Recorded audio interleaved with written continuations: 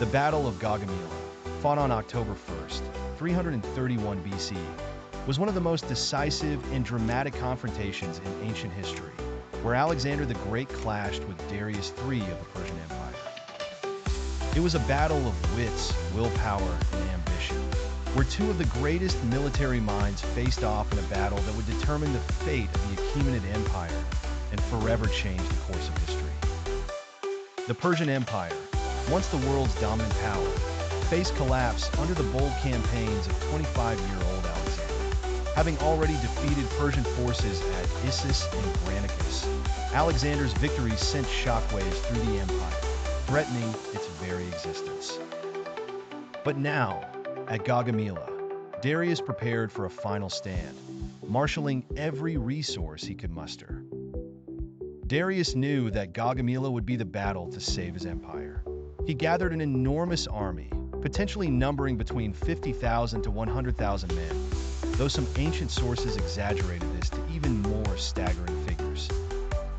His forces included war elephants, side chariots, elite Persian cavalry, and soldiers from every corner of the empire, from India to Babylon. In contrast, Alexander's army, although vastly outnumbered, consisted of about 47,000 highly trained soldiers from Macedonia, Greece, and other regions. Darius chose the plains of Gaugamela, located near modern-day Erbil in northern Iraq, as his battleground. It was wide and flat, perfect for his cavalry and chariots to operate effectively, and he even had his men clear and smooth the battlefield to ensure his chariots could charge without obstacle. The tension was electric. Darius' empire was on the line, and Alexander was hungry for total victory. The night before the battle, Alexander's army rested, while Darius kept his forces alert, fearing a night attack. Confident in his strategy, Alexander allowed his men to sleep, ensuring they conserved energy for the intense fight to come. As dawn approached, the Macedonians, rejuvenated and ready, formed their battle lines, while the Persians, tired from a sleepless night, nervously awaited the storm that was about to break. The battle begins when the sun rose.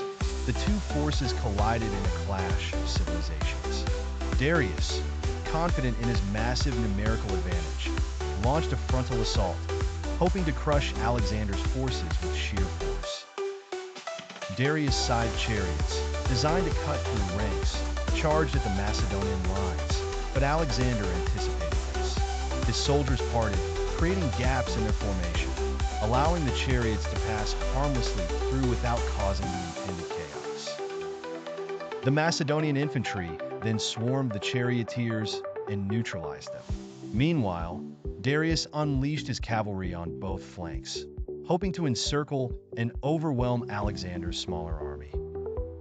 The Macedonians responded with disciplined precision, holding their lines with the famous Macedonian phalanx, a formation that had proven nearly invincible in battle. These infantrymen, armed with long sarissas, pikes, formed a dense wall of spears that repelled wave after wave of Persian attacks. Alexander's bold maneuver, the turning point of the battle, came when Alexander saw an opening. Darius had left a small gap in the Persian center, where the command post was positioned. With lightning speed, Alexander led a cavalry charge directly at Darius, aiming for the heart of the Persian army. His personal bodyguard, the elite companion cavalry, formed the spearhead of this assault. The ground trembled as Alexander's men galloped forward, cutting through the Persian ranks like a knife through butter.